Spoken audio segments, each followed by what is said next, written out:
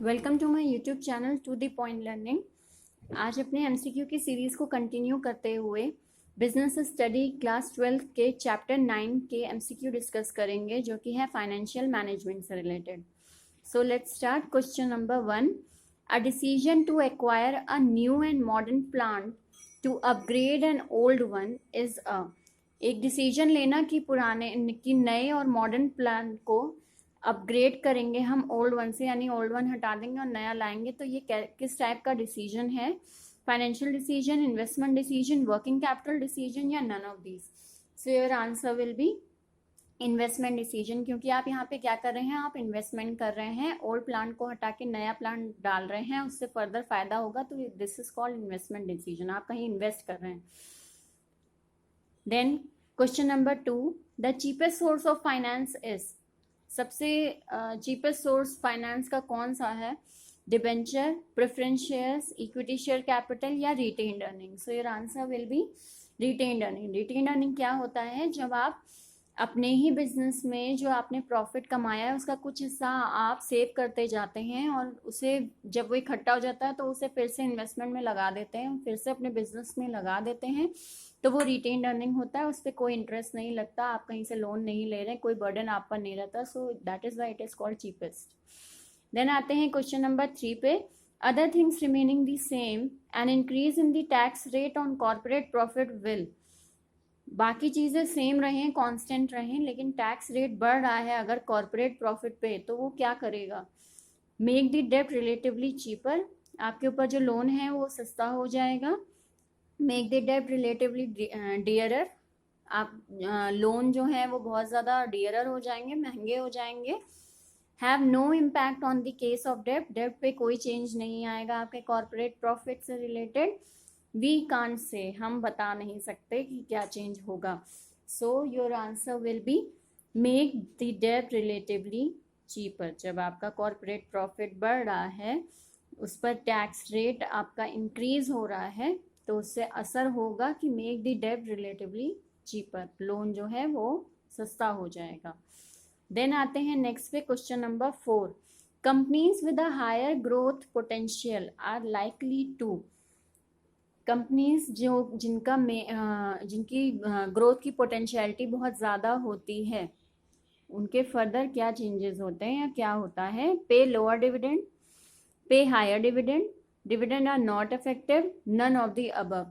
So your answer will be pay lower dividend. जब आपका M है कि आप ग्रोथ करें, ग्रोथ पोटेंशियलिटी लगातार ग्रो कर रही है आपकी कंपनी, तो ऑब्वियस है आप कहीं ना कहीं डिविडेंड जो अपने शेयर होल्डर्स को दे रहे हैं वो कहीं से आप कम कर रहे हैं, तभी तो आप उसे फर्दर ग्रोथ में लगा पा रहे हैं अपने प्रॉफिट के पैसे को।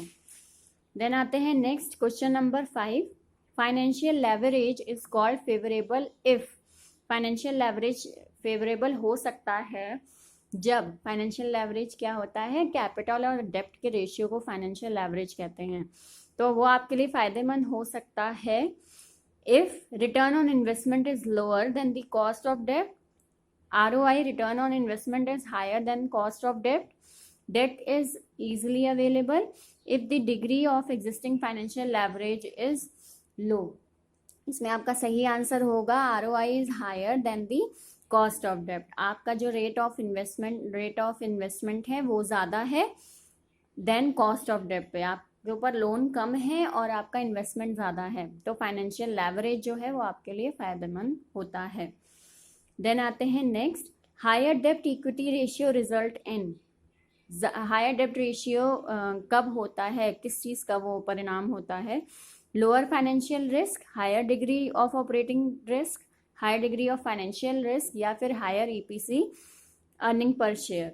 सो your answer will be higher degree of financial risk. जब आप फाइनेंशियल रिस्क ज़्यादा लेते हैं तो आपका डेप्ट इक्विटी रेशियो भी हायर रहता है। Then question number 7, higher working capital usually results in. Working capital कब हायर रहता है, क्या रिजल्ट हो, मतलब कैसे हायर हो सकता है, किस रिजल्ट से?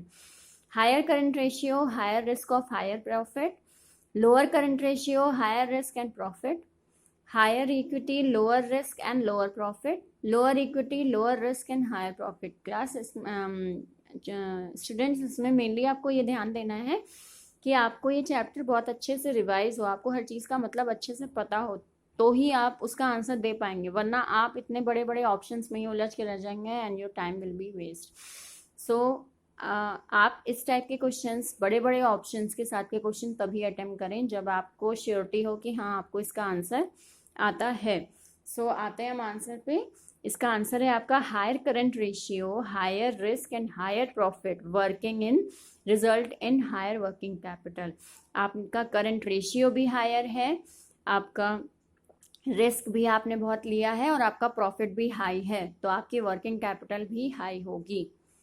देन आते हैं next, current assets are those assets, current assets कौन से होते हैं which get converted into cash, जिनको हम कैश में कन्वर्ट कर लेते हैं कितने टाइम के अंदर, with in 6 months, with in 1 year, between 1 year and 3 year, between 3 and 5 years. So your answer will be within 1 year। जिन एसेट्स को हम 1 साल के अंदर कैश में कन्वर्ट कर लें तो वो आपके करंट एसेट कहलाते हैं। So next question, financial planning arrives at, financial planning कब अराइव करती है? इसमें minimizing the external borrowing by restoring to equity issues, आप इक्विटी इश्यूज को स्टोर कर रहे हैं और मिनिमाइजिंग द एक्सटर्नल, बाहर से चीज़ें नहीं, बाहर से बोरोइंग नहीं कर रहे हैं आप, तो इसे हम फाइनेंशियल प्लानिंग कहते हैं। ensuring that the firm always have significantly more fund than required so that there is no paucity of funds, आपकी कंपनी में जो फंड्स का फ्लो है वो कंटिन्यूसली चल रहा है और आपको बाहर से फंड की कोई ज़रूरत नहीं है, आपके जितने फंड हैं, आपके पास जितना पैसा स्टोर है वो कंपनी को अच्छे से चला रहे हैं। ensuring that the firm, तो हम उसे फाइनेंशियल प्लानिंग कहते हैं। या फिर ensuring that the firm faces neither shortage nor a glut of unusable fund, कि आपके पास फंड इतना है कि वो ना ही कम पड़ रहा है और ना ही ज़्यादा पड़ रहा है, जब आपको ज़रूरत है तो आपके पास फंड है, ना एक्सेस में ना कमी है उसकी। Then doing only what is possible with the fund that the firm has its disposal, आप केवल उतना ही काम कर रहे हैं जितना आपके पास फंड है, उससे ज़्यादा आप काम नहीं कर पा रहे हैं कि हमारे पास इतना पैसा है तो बस इतनी जगह लगा दो, आगे बाकी पे ध्यान नहीं दें। सो your answer will B ensuring that the firm is forces neither shortage not a glut of usable fund। Financial planning chapter आप पढ़ेंगे तो आप ये देखेंगे कि फाइनेंशियल प्लानिंग इतनी अच्छी होनी चाहिए कि ना ही फंड्स बहुत ज़्यादा हैं कि ओवर कैपिटलाइजेशन हुआ चला जा रहा है, ना ही बहुत ज़्यादा फंड्स कम है कि शॉर्टेज ऑफ कैपिटल है। So your answer will be C. Then आते हैं नेक्स्ट पे, question number 10, higher dividend per share is associated with, higher dividend per share किससे एसोसिएट करता है? higher earning, high cash flows, unstable earning and higher profit opportunities, higher earning, higher cash flow, stable earning and higher growth opportunities, higher earning, high cash flows, stable earning and lower growth opportunity, higher earning, low cash flows, stable earning, lower growth opportunity। ये भी आपका ऐसा question है जिसमें अगर आपको इसके बारे में पता है, हायर डिविडेंड पर शेयर के बारे में, तो ही आप ये ऑप्शंस समझ पाएंगे और इसमें से सही आंसर ढूंढ पाएंगे, अदरवाइज इसमें टाइम वेस्ट नहीं करिएगा। सो क्वेश्चन नंबर 10 का आपका सही आंसर है डी, हायर अर्निंग लो कैश फ्लोज, यानी आपकी अर्निंग ज़्यादा हो, आपका कैश बाहर कम निकल रहा है, आपकी अर्निंग स्टेबल हो, एंड लोअर ग्रोथ अपॉर्चुनिटी, आपके पास अपॉर्चुनिटी भी कम है, तो उस केस में आपका डिविडेंड पर शेयर हायर हो जाता है, यानी आपको डिविडेंड ज़्यादा मिलेगा। सिंपल सी लॉजिक की बात है कि अगर ग्रोथ अपॉर्चुनिटी कंपनी के पास बहुत है तो अभी हमने देखा था वो क्या करेंगे, डिविडेंड कम कर देंगे, शेयर होल्डर्स को डिविडेंड कम देंगे और सारा पैसा कहाँ लगा देंगे, ग्रोथ में। अब लोअर ग्रोथ हो रही है, अपॉर्चुनिटी नहीं है, स्टेबल अर्निंग है, सबकी अर्निंग भी स्टेबल है, लो कैश फ्लो है, ज़्यादा कैश कंपनी से बाहर जा भी नहीं रहा है, हाई अर्निंग भी है, तो इस केस में क्या हो गया कि आपको डिविडेंड ज़्यादा मिलेगा ही मिलेगा। देन आते हैं नेक्स्ट पे, question number 11, a fixed assets should be finance through, fixed assets को कैसे फाइनेंस किया जा सकता है? A long term liability, a short term liability, a mix of long and short term liability. So your answer will B long term liability. Fixed asset should be finance, आप fixed asset को हमेशा finance करते हैं long term के लिए, एक long term liability के according. Then आते हैं नेक्स्ट पे, question number 12, current asset of a business firm should be finance through, current asset कैसे फाइनेंस होने चाहिए? Current liability only, long term liability, both type A and B, या फिर none of the above?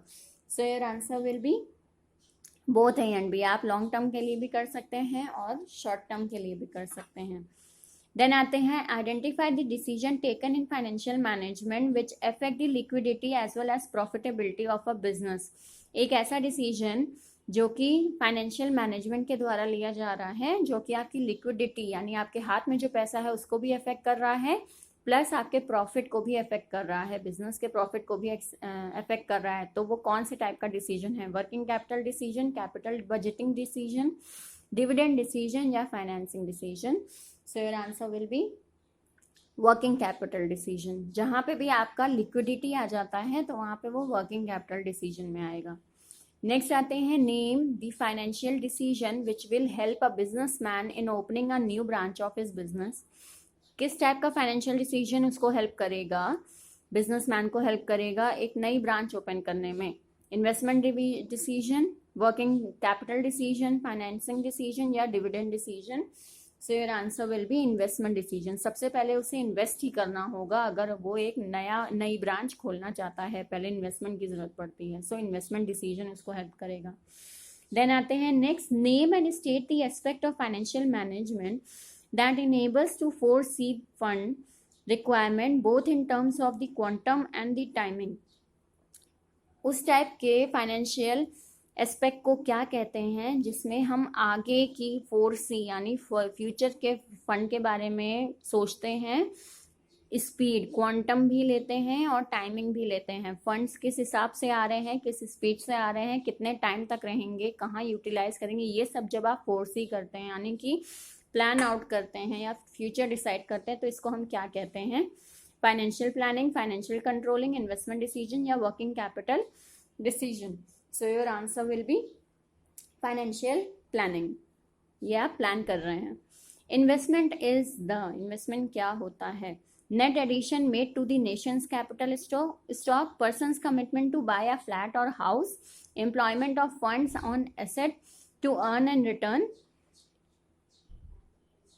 to earn returns, employment of funds on goods and services that are used in production process. So your answer will be employment of funds on assets to earn return। Investment क्या होता है? आप fund को employ करते हैं, कहीं पर लगाते हैं, अपने पैसे को एसेट्स पर लगाते हैं और उस एसेट से आपको रिटर्न्स मिलते हैं, पैसा मिलता है, उससे फ़ायदा मिलता है, तो इसको हम कहते हैं इन्वेस्टमेंट। देन आते हैं next question number 17। Financial management is mainly concern with, financial management किससे कंसर्न करता है? All aspects of acquiring and utilising financial resources for firm's activities, arrangement of funds, efficient management of every business, profit maximisation? So your answer will obvious है, all aspects of acquiring and utilising. आप अपने funds को कैसे, resources को, financial यानी पैसे resources, financial resources को कैसे एक्वायर करते हैं, इकट्ठा करते हैं, उसे यूटिलाइज करते हैं एक फर्म में, तो that is called financial management. So your answer is A. Then आते हैं क्वेश्चन नंबर 18 पे, the primary goal of the financial management is. सबसे पहला ऑब्जेक्टिव फाइनेंशियल मैनेजमेंट का क्या है? To maximize the return, to minimize the risk, to maximize the wealth of owner, to maximize profit? So your answer will be to maximize the wealth of owner. एक owner की wealth को बढ़ाना सबसे पहला objective होता है financial management का। Then आते हैं question number 19। GST is a consumption of goods and service tax based on, consumption of goods and service tax based on, GST क्या है? जो गुड्स को जब आप कंज्यूम करते हैं तो उस पर लगने वाला टैक्स होता है। बेस्ड ऑन, किस पर बेस्ड है वो? डेवलपमेंट, डिविडेंड, डेस्टिनेशन या duration? So your answer will B destination. यानी कि जब फाइनली आपका जीएसटी लगा हुआ प्रोडक्ट फाइनल अपने कंज्यूमर पे पहुंच जाता है, तब उसको मेन जीएसटी का इफेक्ट दिखाई देता है। सो यहाँ डेस्टिनेशन है आपका, बेस्ड ऑन डेस्टिनेशन यानी फाइनल कंज्यूमर के पास पहुंच जाना, अपने डेस्टाइन पे पहुंच जाना, दैट इज जीएसटी। देन आते हैं, from the below mention terms which are financial asset. इनमें से फाइनेंशियल एसेट्स कौन से हैं? ऑप्शन में से machines, bonds, stock, BNC? So your answer will B bonds. Bonds आपके फाइनेंशियल एसेट्स होते हैं, मशीन्स, स्टॉक्स, ये सब आपके मटेरियल एसेट्स में आते हैं।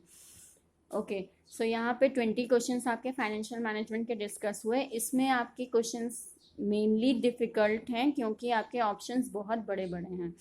सो फाइनेंशियल मैनेजमेंट के MCQ अगर इस टाइप के हैं तो मेक श्योर कि आप अटेम्प्ट तभी करें जब आपको अच्छे से आंसर मालूम हो, अदरवाइज अटेम्प्ट ना करें फॉर माई सजेशन, क्योंकि आपका टाइम ही उसमें लगेगा। सो आई थिंक आपको ये समझ में आया हो। Please like, subscribe and share my YouTube channel. Thank you.